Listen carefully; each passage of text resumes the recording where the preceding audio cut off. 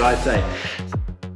I'm just installing the brackets for the awning and the huge shower sort of privacy tent on the sides of the tent. The only gripe I have with the bundu top at the moment is they've put the latches on, they've riveted those in, but we had brackets that came with all the awning and stuff that meant that I had to then drill out the rivets on these brackets, install the awning brackets, and then kind of put them back on, which made it a bit of a messy job. So in retrospect, I think it would have been better if these weren't on at all, or if we'd just been told and I would have said, oh, it's okay, I'll put them on myself. So that's kind of the only gripe so far, but I've just today done these brackets here, so they're riveted in, and then these, I drill the holes out of the brackets, and then I just add little M5 bolts, but it's coming along well. I've almost finished that side. So today, Ange and I can put the big shower tent on. Okay, so the shower tent brackets are all ready to go. So that was the last one there, all sorted out, and then the latch is back on it. Just wanted to show you the wiring that I've done. So I'm not convinced what I'm going to do in terms of running the wiring yet. I don't want to start cutting holes in the roof until I really know how much wiring is going to be up here for lighting and things like that. So there's this like little grommet on the side here of the truck. So for now, I've run the cable from my converter, which is here, the equalizer, and then that comes up and plugs into here. So that cabling I got from like a solar shop, and it is 6mm squared cabling, which is thick enough. It says in the instructions for the bundu top that that is the right gauge. And then they supplied the Anderson plug. Andersons are very popular in Australia. I haven't seen many in shops here in Europe, but they're great. They're a waterproof connector and they're an easy plug and play. So they just go into the side there. And I believe the grey ones are 25 amp from memory. The red ones are 50, so that's my solar input there. This is the button for up, this is the button for down. And then some people have asked, is there like a mechanical or a manual override? So there is not a manual override to lift this tent up, but there is an electric override. So all we need to do there is connect the polarity, so positive and negative, to these washers, and that bypasses all the other electrics in the tent and just runs straight to the winch.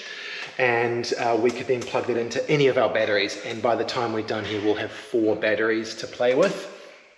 And Ange even said maybe we could get a little like jump starter battery pack on the very worst case scenario that everything died. But no, unfortunately there's no mechanical way to lift this, but I really don't see it being an issue. And bear in mind, this is not a prototype tent. This tent has been on the market for something like 10 years. With no issues. And I don't see the winch burning out because it is massively overrated for the work that it's doing on this tent. Okay, so Ange and I are now going to put the shower tent up. We obviously can't open it up yet, but looking forward to getting that on the side, so that will be where its permanent home is.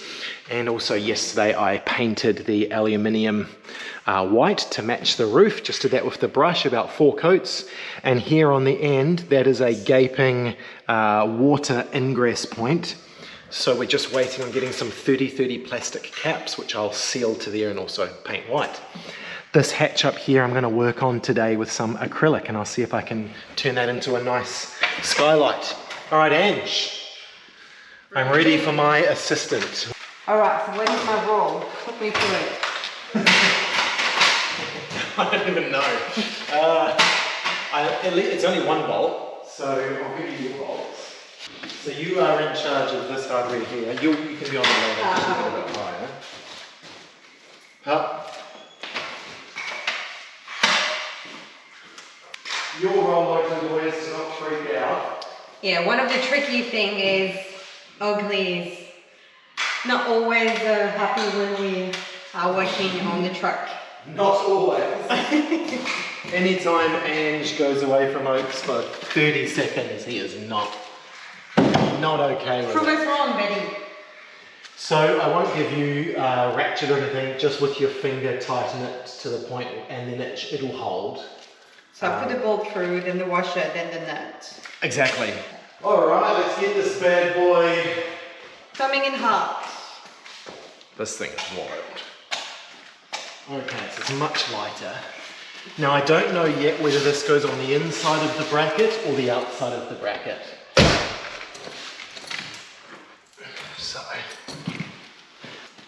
So if I put mine in, I can come and help you. Sure.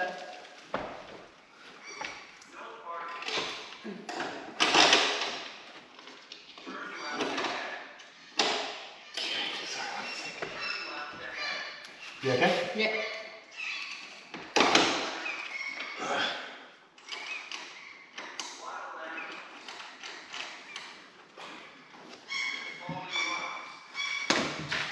Okay, I'll take the weight off. Up, a bit down. Okay, it's on. Yeah. Very good.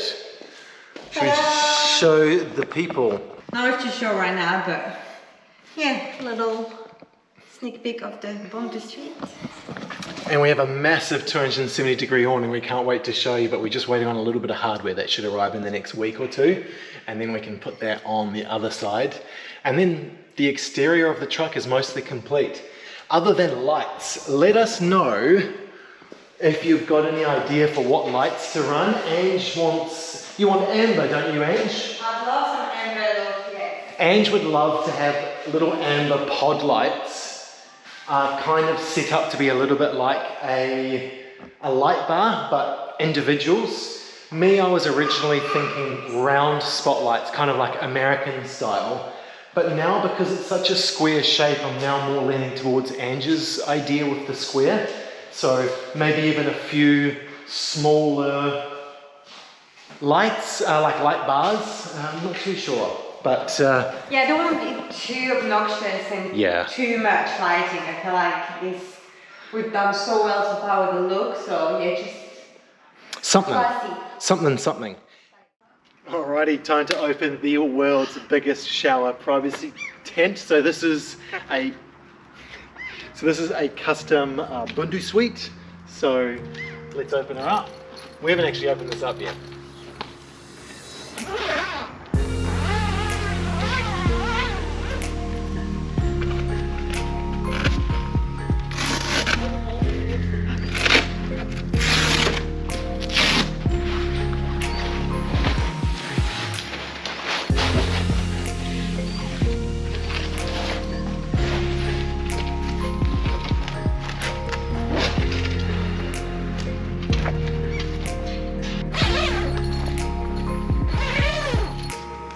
Very cool.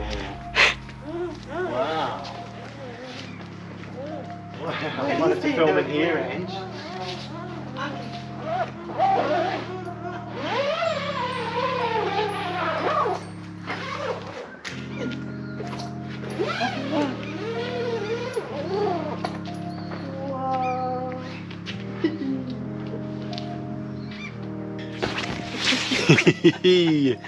It's huge, Uggs. So we've got a big window here that can roll up. That'll give us access to the door, which, aka, we'll have our shower come out somewhere. And then we've also got a window, so we can shower in nature. Oh. Cool, and I'll zip it up. Awesome. And then these are like aluminium arms which velcro and keep it sturdy here. So that's cool. So, and there's like some sort of aluminium pole inside which keeps it yeah, nice and sturdy. So even in wind like it is at the moment, it doesn't bother us too much. And these are gas struts on the top, and they extend these arms and lock them out. Wow, cool. Yeah, so this will be like the number 2's tent and the shower tent. And, you know, getting changed after the beach if we're need to, you know, wash off and things like that. It's much larger than we were originally expecting, because the Bundu suite, and they've also got the Bundu Cube, which is the even smaller version. It's normally smaller than this, of course, shorter, but because we've got this really big Bundu top, that meant that the brackets are the length of the tent, so that is why the Bundu suite is so much longer. But it's cool. It's very cool. And then you've also got tie down points here as well for that we can peg if we really want to, if it's very windy. That's pretty neat. And it's very light, so when Ange and I put it up. So one thing we've kind of noticed with it is because our truck is so high, and because we've got this going off of the tent itself, there's quite a gap below. So if I stand way back over to where that TGB is, when Ange is on the toilet, I would actually be able to see her bum. So it's not ideal in terms of privacy for that. So we're just kind of brainstorming now while we're having a snack. And if I come back in here, so we've got this big window here that opens up, which is great. Now we're thinking, which we were always kind of thinking of, 2 boxes, you can imagine this rolled up, one box here and one box here attached to the side of the truck, maybe on some aluminium T-slot, so bam bam. That would be quite cool. I don't know if they'll be made out of aluminium or plastic or something like that. Now they would need to be relatively quick detachable but also lockable. One could come off and we could put it underneath the toilet. We'll talk to you properly about this toilet soon, by the way. It's epic, so we're looking forward to showing you that. We've just put it on some styrofoam, which has given us an extra 14 centimeters of height, which still feels comfortable to sit on for both of us, and it then gives us full privacy even from far away. You can't see, so that might be a really good solution. And in one of those boxes would be, you know, it would be like our showering stuff, toiletries, things like that, maybe even the pull-out shower that can then be attached somewhere. So I think that's a really, really good solution, and maybe something we would have come to anyway.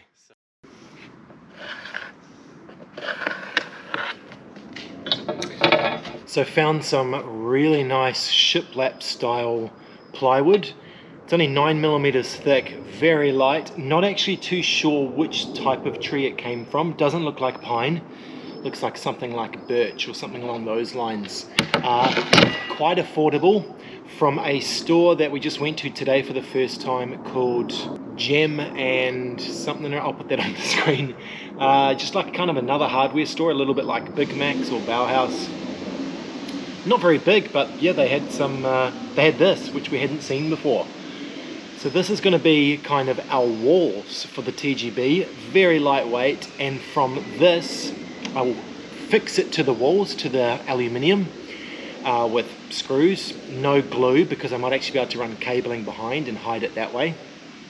So I want to be able to remove it periodically, but this will make a really good surface for me to attach the cabinetry to. So yeah, I'm very chuffed with this. This looks nice.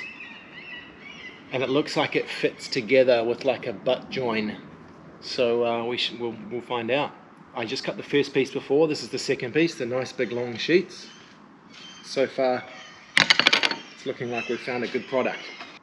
And which I really like is, because I'm cutting it widthways so that these lines, according to Ange's specifications, she wants the shiplap going down like this. I had originally said across, but she, her truck, she makes the rules in this one. I made most of the rules in Bowser, so this is more on her, so which is good. That means that the width that I'm cutting on these sheets, it's wide enough for my track, because if I was doing it long ways, I've got to do multiple cuts with the track, and it's not really straight enough to get perfect cuts, this thing, so that's good anyway. It saves me time. So I guess you could officially say we've started the interior fit out of Skadi. Alright. It's going to be interesting.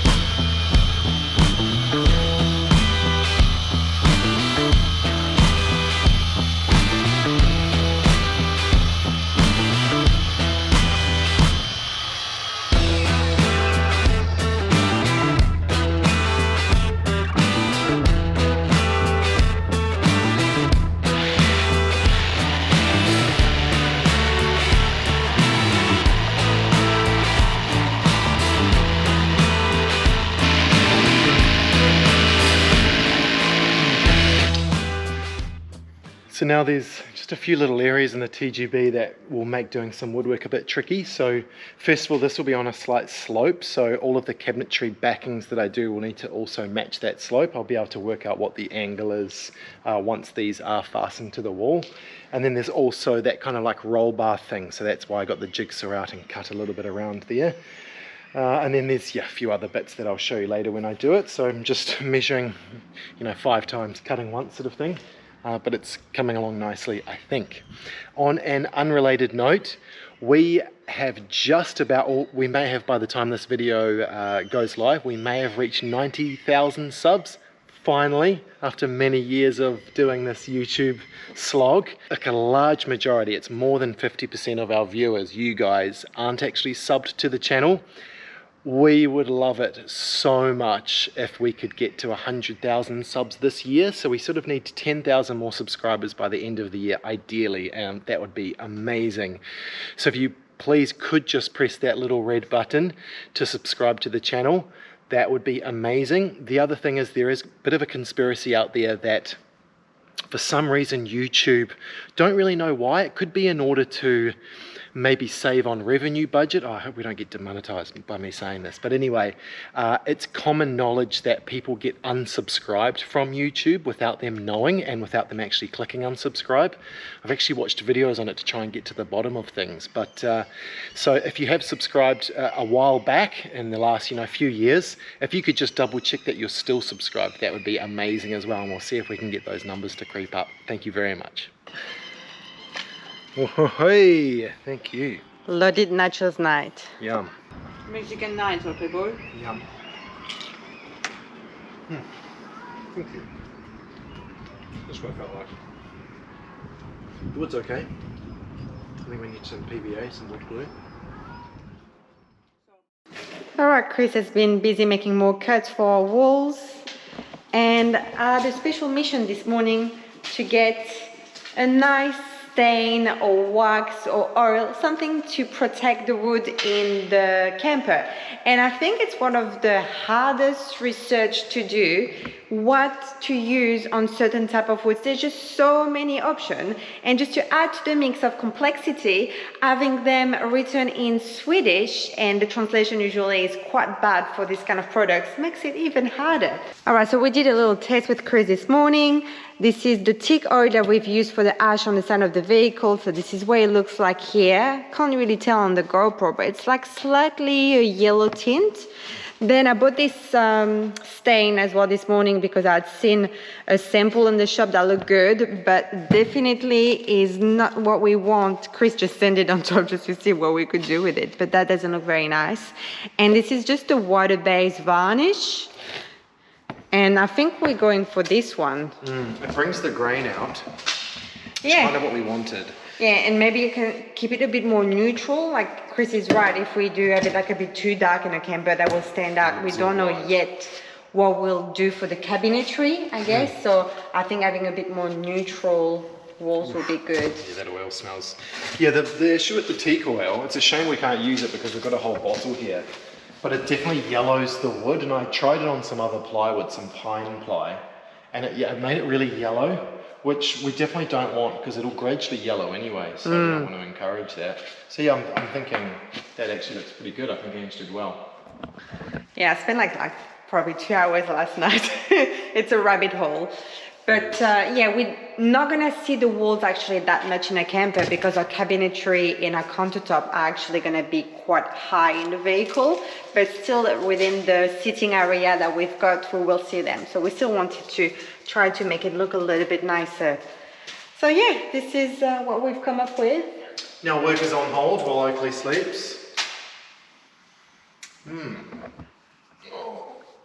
On hold? Yeah, well, I can't make too much noise. I can't do any cuts. The struggle of doing a build with a baby.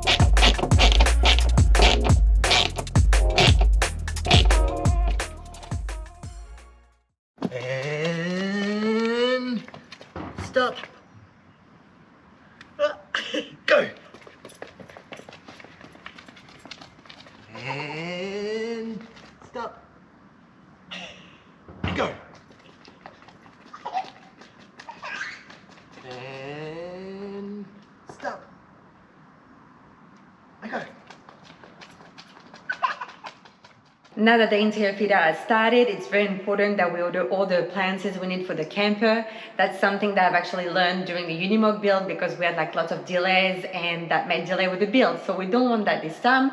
So today I need to research and do some orders for water tanks, a fridge, a water filter system, and a sink. So this is what I'm gonna do. We already have a hot water heater, and we already have as well our electrical and power system sorted. So that is here, stored nicely, waiting for install. Back on our way in Australia, we actually done a lot of purchases from there using a VPN, so that we could get Swedish search results, Germany search results, or UK based, so we could buy all the products we needed and get them delivered before we arrive in Sweden, which was really handy.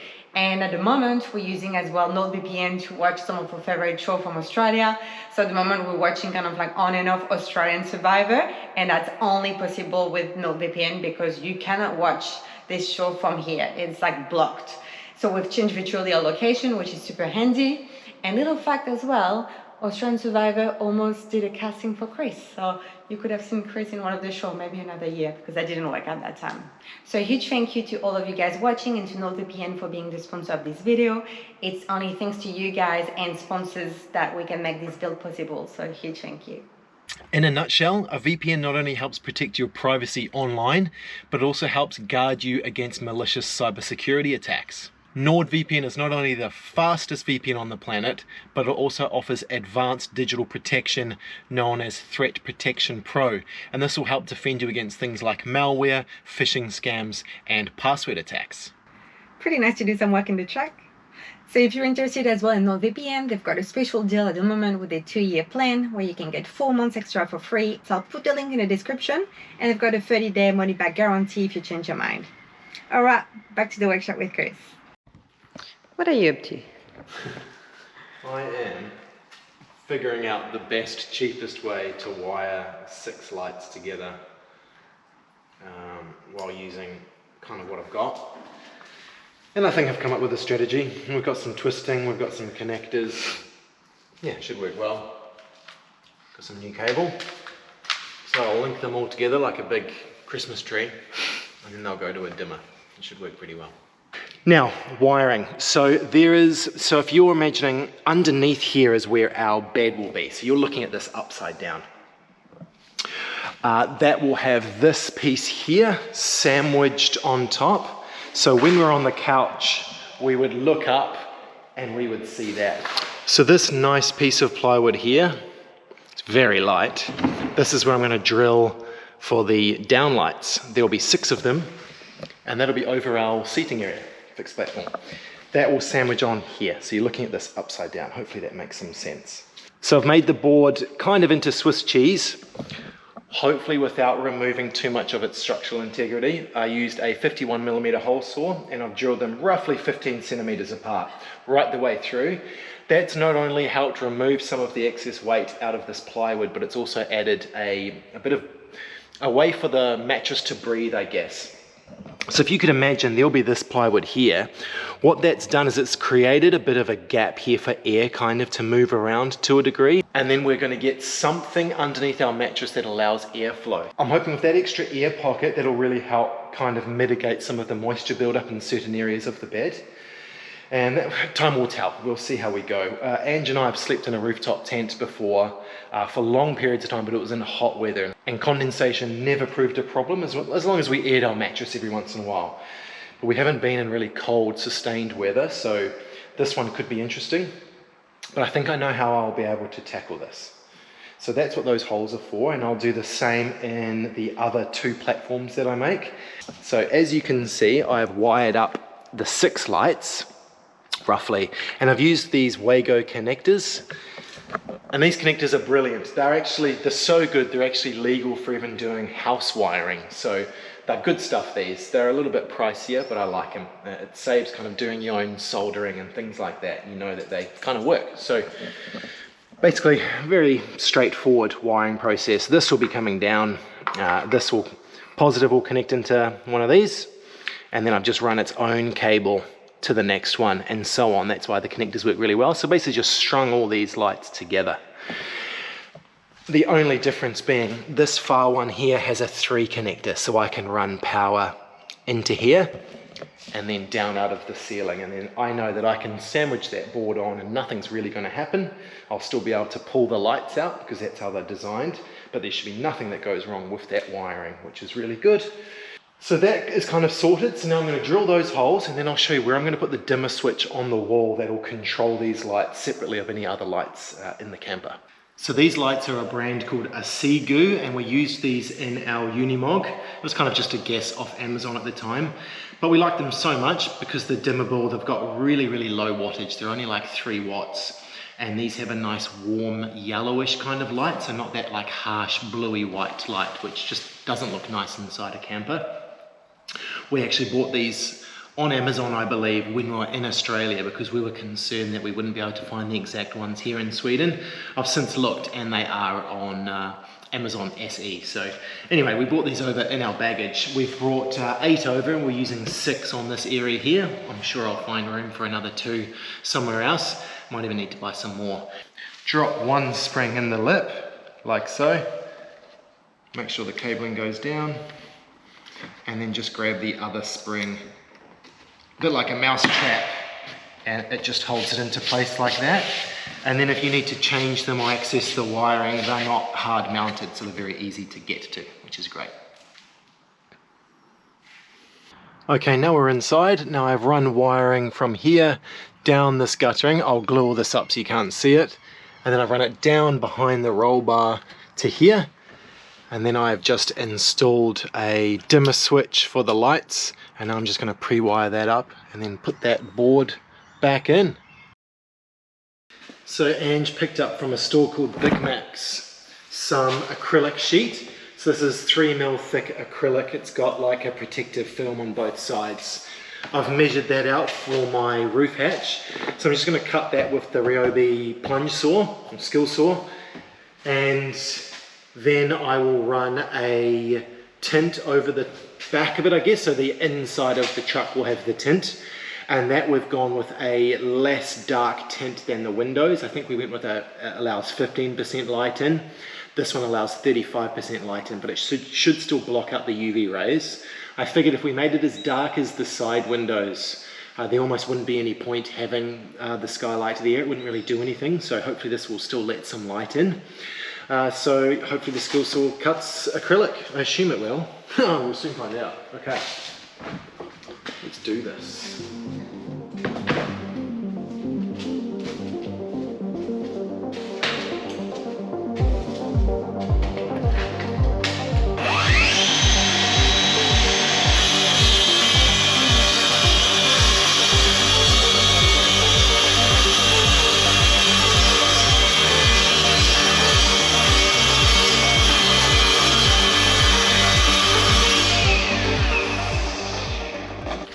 Interestingly, that's not done as clean of a cut as I thought it would have.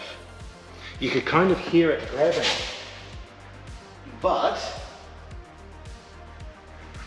just at a fluke, it's made this piece, the piece that I'm keeping, actually a little bit cleaner. But yeah, it's definitely taken some chips out of the acrylic, interestingly.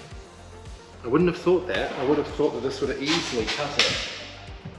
So possibly the teeth are slightly too big. Or maybe I need more teeth. Not the end of the world, but because this will be hard up against the camper like that, so.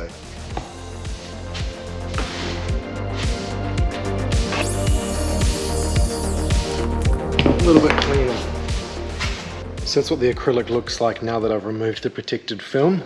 So I'm gonna have a crack at the tinting now. This is the stuff here. It's a pretty lousy brand. I've just got it from a place called Eula, but not very expensive, and it did an okay job before. This is what it looks like here, covered in dust. This is a terrible environment to be doing this, but whatever, we'll give it a crack. Now in the box came a knife and a little squidgy thing. The squidgy's rubbish, so I had bought one, this was for the windows, one that looks a bit like that, a little bit better. Then you're going to need a bottle with some soapy water in it. So that was about 3 or 4 drops of baby soap to the rest parts water. And you need a clean microfiber cloth. This is the only one I've got. This is the cleanest. It was in the cab of the truck. Hopefully it'll do the job. And basically first up, Oh, you also want some tape as well. So I'll kind of talk you through it as I go. Please don't expect the most professional job here. We'll give it a go though, right? So let's spray this again.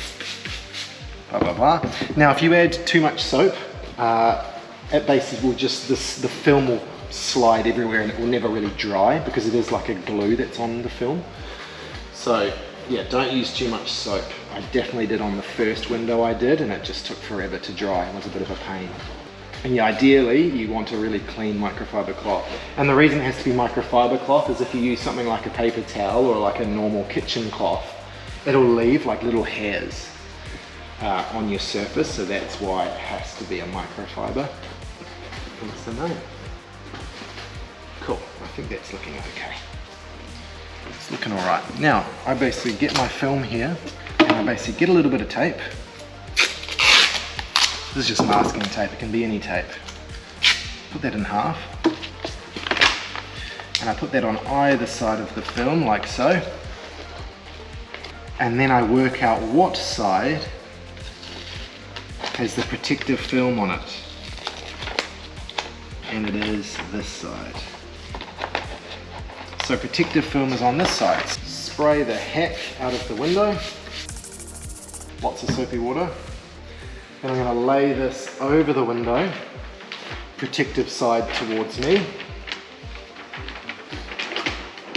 And I'm going to trim around the film.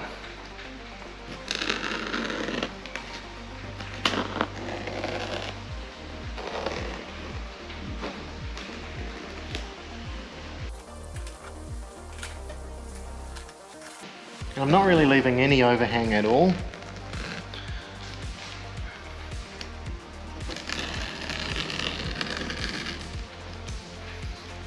This will kind of be the exact size I need it. Stage 2. Okay, so spray.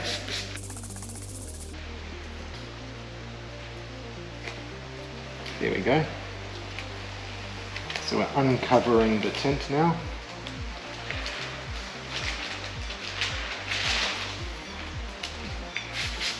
Spray it. And this is kind of the time is of the essence process because you don't want dust to be forming on it.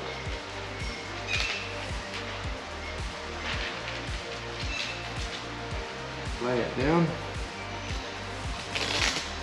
Very strange. So, on glass, that was really slippery and allowed me to push it. It's completely stuck.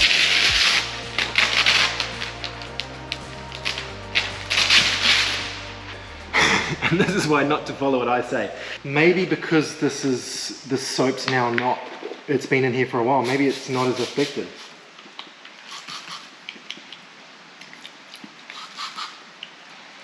Doesn't taste soapy. Maybe that was my issue. Trash. Sorry about that, take 2. I've now put fresh soap in here. I think that was the issue, and now it seems to be sliding better. So that tutorial would have been a little bit better if I did that first, but I'm kind of at the same stage. So now,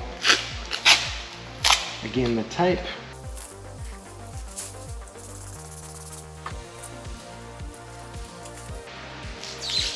There you go. So I can kind of massage it into place here. Okay, now with my squidgy, I push down in the middle and that creates my like glued surface. And then I simply from the center begin to push out the water, and which in turn pushes the bubbles out and hopefully the fingerprints and dust.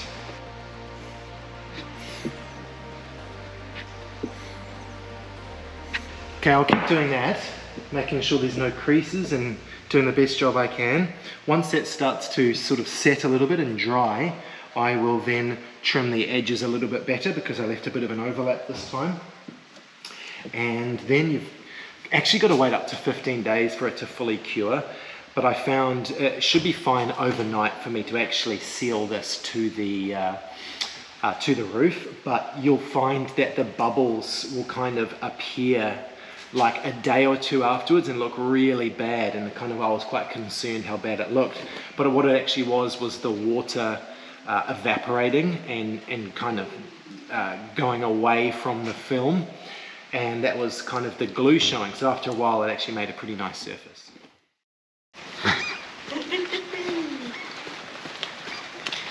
Look at this big guy. Ugly! Hi! Hey, Ugly! You're out of here! Ugly! Look at the waterfall! See ya! He's doing something. Living his best life. Dee.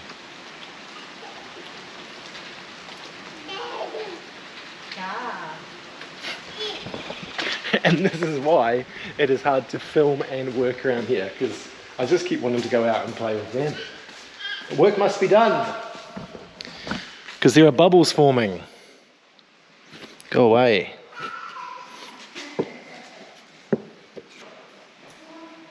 Okay, it is time to put the little skylight in. So I've put stick and seal all around the edge of the skylight. Tried to get as much of the carpet out of the way as possible.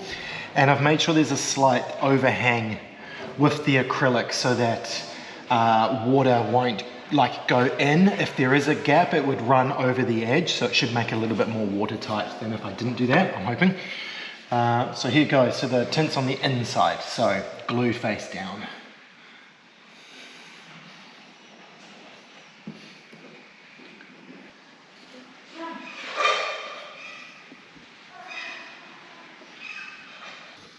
Very happy with that.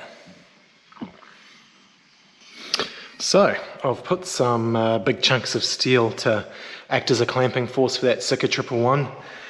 And then over there, in that space there, Ange has purchased like a very small marine hatch, because it's a really strange shape, that area. So we can't fit like a maxi fan like some of you suggested in one of the previous videos.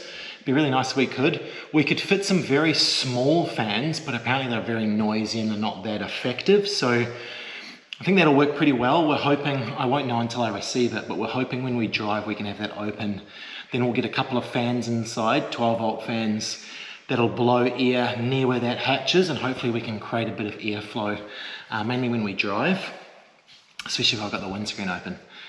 So this is coming along nicely. Very happy with how this is working out. Now, this evening I have got a brand new hatch. This is obviously just the fascia for it. The hatch is on the roof, I'll show you soon. I would like this to go right here.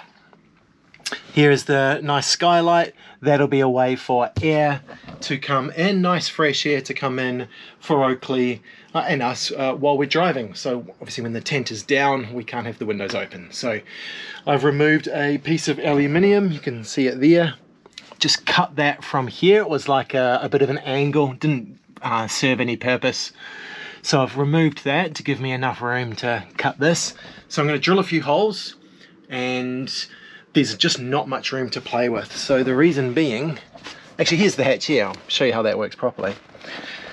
But there's quite a lip here, and if I have this hatch any closer this way, it hits the tent. So it's very much threading the needle with this one, but I think we can do it. So I'm going to drill a few holes, and then once I've got the holes I can actually then outline on the top here, and then that way I can actually just use the jigsaw from the top, which will be nicer than using the jigsaw from underneath.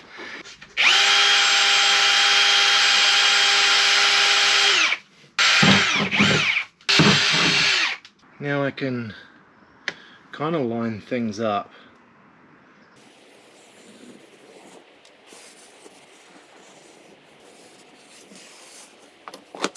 So that's kind of what I'm looking at cutting.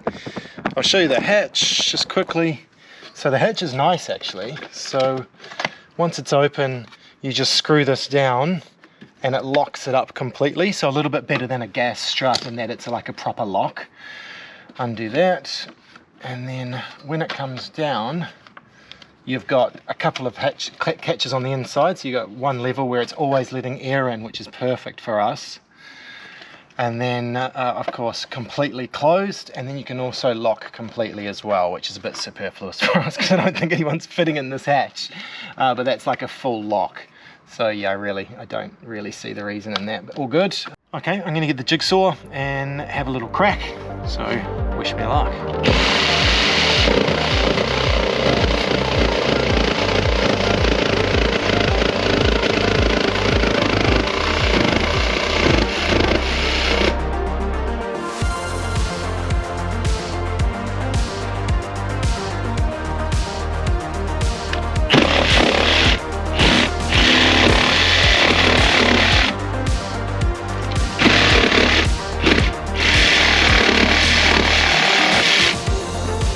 Hey! Ta-da!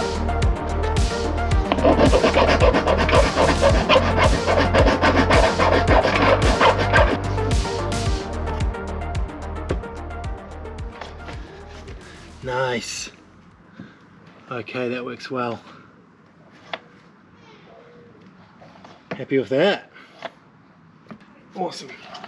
So now I need to figure out the best way to secure this, basically to create clamping force for the sealant, for the stick and seal, the CRAvanRVCamping. We really want that proper clamping force because otherwise it's going to sit up proud and it's just not going to work as effectively. Had a nice relaxing Saturday today. We went for lunch about an hour and a half away north to like a little military event, and they had tons of like cool World War II trucks and Willys Jeeps and things like that, so that was nice. The hatch is all done. I just came back and did it because we're expecting rain tomorrow. Very happy with that. Perfect. So now I just need to surround that with some carpet, and by the way, there's that skylight looking good, and it looks pretty good from the roof as well. Quite smart. So it's been a few days since the last clip you've seen. We've actually had a big discussion with Chris about the layout, and we realized there were some big flaws to our designs. So we had to scrap it basically and change completely the layout, which now we are much more confident about the plan. So that's very exciting. So we will skip a week. Next week we will take a break on YouTube, come back in 2 weeks time. We just need to relieve a little bit the pressure of YouTube and focus more on the build, a bit less filming, just to get a bit more progress done and share with you, because yeah, that's very exciting what's coming up. Chris is currently working on the bed platform, which will be done as well for the next episode, so stay tuned. Let us know if you've got any question, and thank you so much again for watching. We'll see you in 2 weeks time. Bye bye.